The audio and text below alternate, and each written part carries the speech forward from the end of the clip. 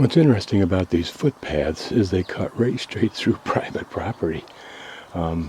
Whether they were forcibly mandated like eminent domain, or whether this is historical, I don't know. But this is how you go from Greenhead path up the hill to Thirwall Castle. I'm going to skip the Army Museum. I've been to enough museums and they don't let me take video. So what's the point? I haven't got a photographic mind.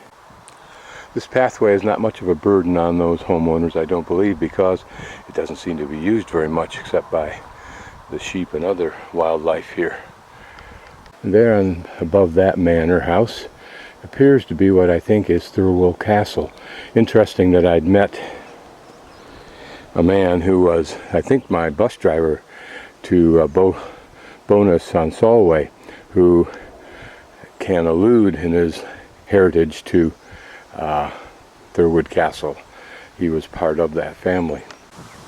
While oftentimes these trails are relatively flat and just walk through kissing gates, sometimes it's hilly, and you have these simple kinds of wall pathways to get over. Similar things, interestingly enough, I found on Peru's terraced walls. So it's an innate method. There's Homestead Hostel and Guest House. And here we're crossing a pretty little stream.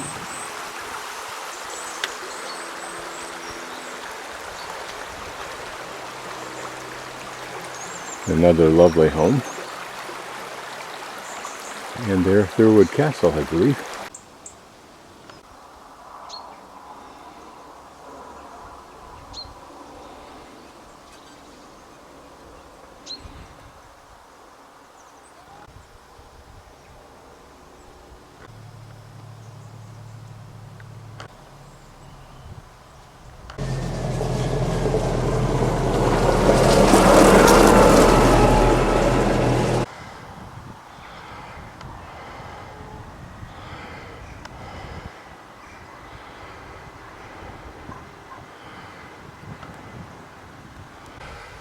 Presumably these things that look like alcoves were rooms. Of course the building came further towards us.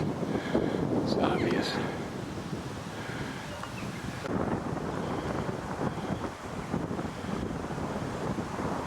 It certainly seems strong. You wonder if such a small passageway was a passageway, or whether it was just for air or some other purpose.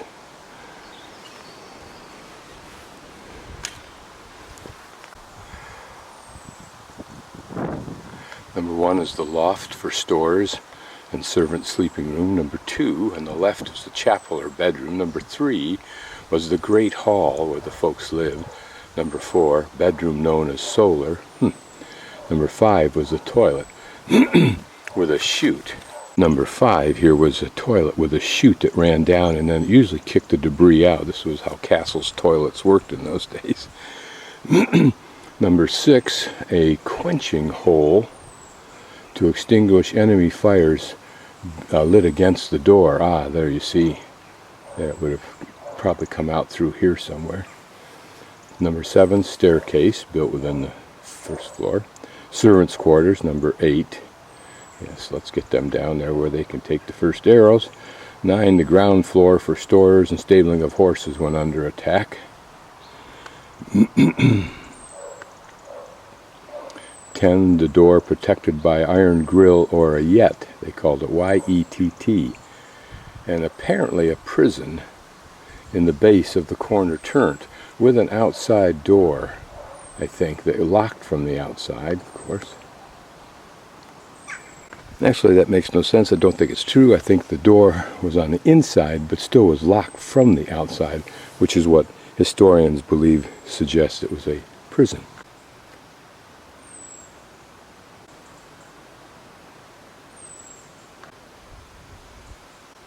And I just noticed in the drawing a second staircase, a very narrow one. And I'm thinking that that might be where the staircase went, up through there.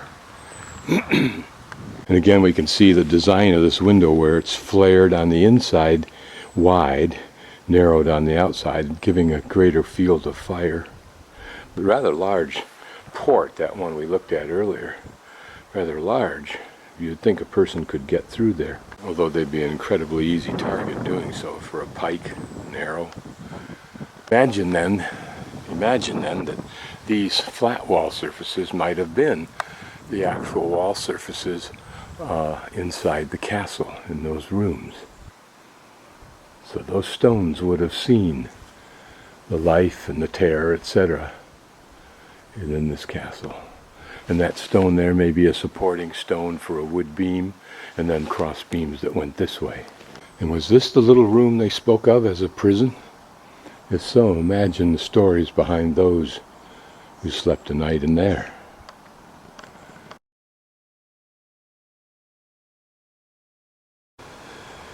And this, the more modern farmhouse, and protecting this ancient heritage.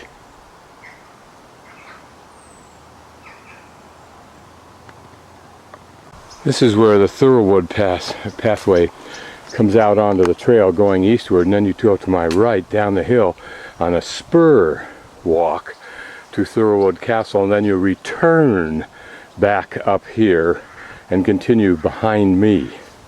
Very, very unclear, very misleading. Thirwall Castle seen from Hadrian's path going eastward that I'm now back on.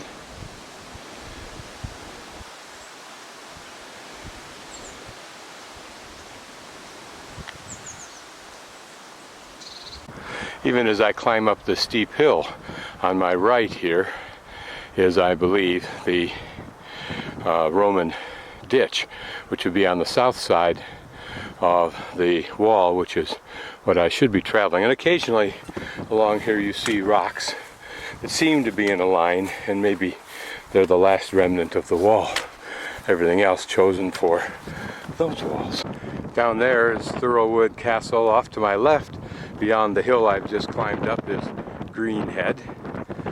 And we're looking pretty much east right now. And I'm guessing that shortly I'll be climbing up to the top of that crag. They call it the crags.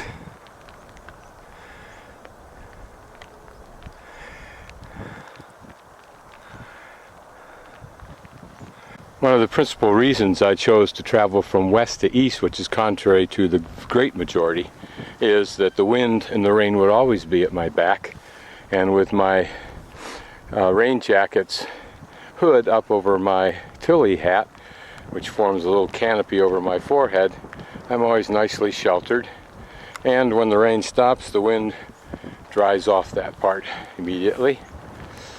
And then when there is sun, later in the day when it gets warm, it'll tend to be to my right, which I'm shielded from, or behind me. This is called Walltown Quarry. It's an old Roman quarry. It's now, of course, a pond, but it gives us a hint as to where some of the stone came from. And of course, these crags support the idea there was stone. But you wonder, how far did they have to transport this, or how far did they transport it to some of the wall locations? You can imagine the appeal of these stones, that even when they break naturally, when they fracture or fault, they break on what seem to be parallel and straight, flat planes. You wonder if some of this rock wasn't deposited by them or helped down by them, as well as this kind of little plateau area. Was this part of the overall quarry?